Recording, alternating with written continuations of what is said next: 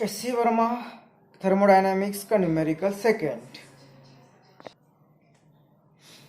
Figure shows a paddle wheel coupled to the mass of 12 kg through a fixed frictionless pulleys. The paddle is immersed in a liquid of heat capacity 4200 joule per Kelvin, kept in an adiabatic container. Consider a time interval in which the 12 kg block falls slowly through. तो 3 question पूछे हैं। तो first A part होगा how much heat is given to the liquid.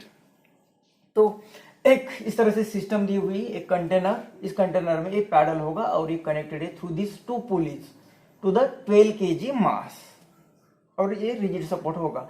इस तरह से system दी हुई है। अब ये हमने पकड़ के रखा है, इसे हम छोड़ देने वाले हैं। जैसे हम इसे छोड़ देंगे ये नीचे आने वाला है। कितना नीचे आने वाला है? 70 स्लोली आ रहा है। तो ये 70 सेंटीमीटर इतना नीचे आ रहा है।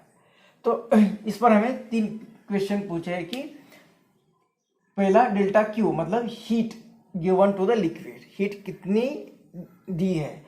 यहाँ पे ये जो वर्ड होगा ये वर्ड हमें बताता है कि ये जो सिस्टम है ये सिस्टम क्या है, मतलब जिसमें लिक्विड है, heat given to the liquid. तो लिक्विड जिस कंटेनर में है वो सिस्टम एडियाबैटिक सिस्टम है। एडियाबैटिक सिस्टम का मतलब क्या कि इस सिस्टम से सराउंडिंग या सराउंडिंग से सिस्टम में कोई हीट का फ्लो नहीं होगा। No transfer of heat, no transfer of heat जिस सिस्टम में होती है उसे कहते हैं एडियाबैटिक सिस्टम। तो ये एडियाबैटिक प्रोसेस होगी, यहाँ पे एडियाबैटिक सिस्टम होगी जहाँ पे कोई हीट का ट्रांसफर नहीं होगा। मतलब हमने कोई यहाँ पे सिस्ट ना तो दी है ना सिस्टम ने सराउंडिंग को सिस्टम दी है। मतलब डेल्टा क्यू ये कोई यहाँ पे हीट ट्रांसफर नहीं हो रही। ये ए पार्ट का आंसर होगा।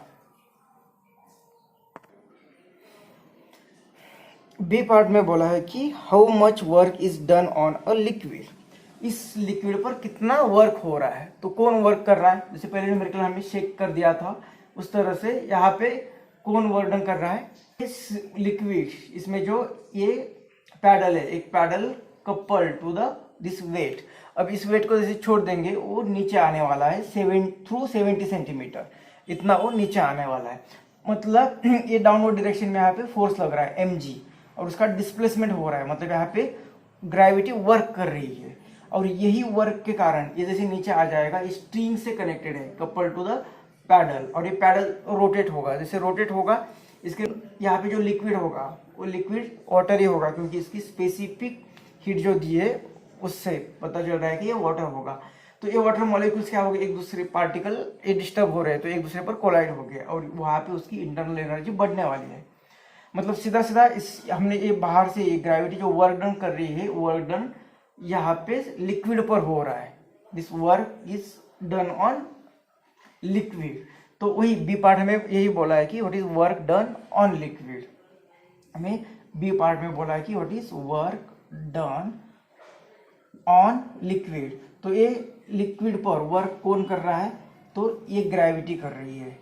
मतलब ये इसका जो पोटेंशियल एनर्जी डिक्रीज होने वाली है वो, और कितनी पोटेंशियल एनर्जी डिक्रीज होने वाली है? वो पोटेंशियल एनर्जी होती है mgh। मतलब इसका जो मास होगा 12 kg और g 9.8 और h कितना दिया है 70 सेंटीमीटर, 70 सेंटीमीटर इतना वर्क डन हो रहा है और ये वर्क डन लिक्विड पे होगा यहाँ पे। तो ये कितना आ जाएगा? तो 7 अगर ये 10 लेते हैं g की वैल्यू तो 70 12 इंटू 7 तो ये कितना आएगा 84 और ये 70 सेंटीमीटर है तो 10⁻²। तो ये कितना वर्क ना आएगा? ये 2 जीरो चले गए इसके लिए तो 74 × 84 इतना जूल। तो इतना work is done on liquid, liquid पर कितना वर्क डन हुआ है? इतना 84। तो ये होगा बी पार्ट का आंसर। सी पार्ट में हमें बोला है कि कैलकुलेट राइज इन टेम्परेचर। तो यहाँ पे जो नीचे आ रहा है वर्क डन हो रहा है, वर्क डन के कारण यहाँ पे this work is done on liquid. तो लिक्विड पर वर्क डन हो रहा है। जैसे पहले हम हीट सप्लाई करते तो उसकी इंटरनल एनर्जी बढ़ती थी, वैसे अब हीट नहीं सप्लाई करेंगे लेकिन जो वर्क डन हो रहा है उसके कारण इसकी इंटरनल एनर्जी बढ़ने वाली है। अब वो कितनी बढ़ेगी? तो फर्स्ट लॉ ऑफ थर्मोडायनामिक्स में क्या बताता है कि delta Q is equal to internal energy plus a work done by system. अब ये डेल्टा क्यू तो यहाँ पे है नहीं, डेल्टा क्यू यहाँ पे 0 होगा, मतलब ये इंटरनल एनर्जी कितनी आएगी, इस अपोजिट साइड में ले लिया तो इतना आ जाएगा। This is the work done by this system.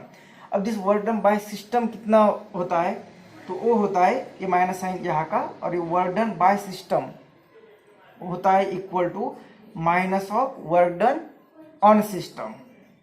Work done on system मतलब work done by system is negative of work done on system. मतलब ये डेल्टा यू एनर्जी कितनी, माइनस माइनस प्लस, ये यहाँ पे बाहर से वर्क डन किया तो वर्क डन ऑन सिस्टम हुआ। और जब हम ये जो लिखते थे कि यहाँ पे हीट सप्लाई की तो इसकी इंटरनल एनर्जी बढ़ेगी, तो ये एक्सपांशन होगा, तो वो वर्क डन, तो ये वर्क डन बाय सिस्टम होता था। तो ये वर्क डन बाय सिस्टम जब होता है वो पॉजिटिव ले लेते हैं, तो ये वर्क डन बाय सिस्टम है, वर्क डन बाय सिस्टम है। और हमें वैल्यू किसकी है, वर्क डन ऑन सिस्टम, तो उस वर्क डन बाय सिस्टम को कन्वर्ट करेंगे वर्क डन ऑन सिस्टम। और ये कितना होता है, माइनस ऑफ दिस, तो इसे माइनस ऑफ दिस कर दिया तो ये वैल्यू आ जाएगी। और ये वैल्यू कितनी है, 84 जूल, मतलब इंटरनल एनर्जी कितनी बढ़ेगी, 84 जूल। अब इंटरनल एनर्जी क्यों फाइंड कर दी हमने, क्योंकि हमें पता है कि इंटरनल एनर्जी मतलब इसने जो एक कोई ऑब्जेक्ट जब हीट एब्जॉर्ब करता है तो इंटरनल एनर्जी जो बढ़ती है, तो ये स्पेसिफिक हीट मतलब 1 degree Celsius temperature, 1 degree unit temperature बढ़ाना है 1 kg का, डेल्टा टी बढ़ाना है तो इंटू डेल्टा टी करते हैं, और इसका मास अगर m है तो इतनी इंटरनल एनर्जी बढ़ती है। अभी इंटरनल एनर्जी हमारे पास है 84, और ये मास दिया हुआ नहीं है, लेकिन ये बोला है कि यहाँ पे जो ये जो है वो हीट कैपेसिटी है। हीट कैपेसिटी का मतलब क्या, कि जितना भी मास होगा उस मास का टेम्परेचर बढ़ाना है अगर थ्रू यूनिट डिग्री सेल्सियस, तो इसका जो हीट सप्लाई करते हैं हम तो वो इतनी होती है 42 जूल पर केल्विन, फिर जितना भी मास हो उतना। मतलब ये जो वैल्यू दी हुई है वो वैल्यू दी है हमें, ये specific heat capacity for 1 unit mass की होती है, और m इंटू मतलब ये होती है हीट कैपेसिटी, तो इसकी वैल्यू हमें दी है ये कितनी 4200, और डेल्टा टी तो वही हमें फाइंड करना है, तो यहाँ से डेल्टा टी मिल जाएगा हमें 84 डिवाइडेड बाय 4200, तो ये कितना आ जाएगा 4200, और ये 42 मतलब ये आ जाएगा 0.02 केल्विन, मतलब डेल्टा टी यहाँ पे मिल रहा है 0.02 केल्विन। तो इस क्वेश्चन में ये बहुत स्मार्टली दिया था कि ये क्वेश्चन में 4200 जूल पर केल्विन दिया है, पर केजी यहाँ पे दिया ही नहीं, मतलब ये हीट कैपेसिटी होगी, और हीट कैपेसिटी कितनी होती है m इंटू सी।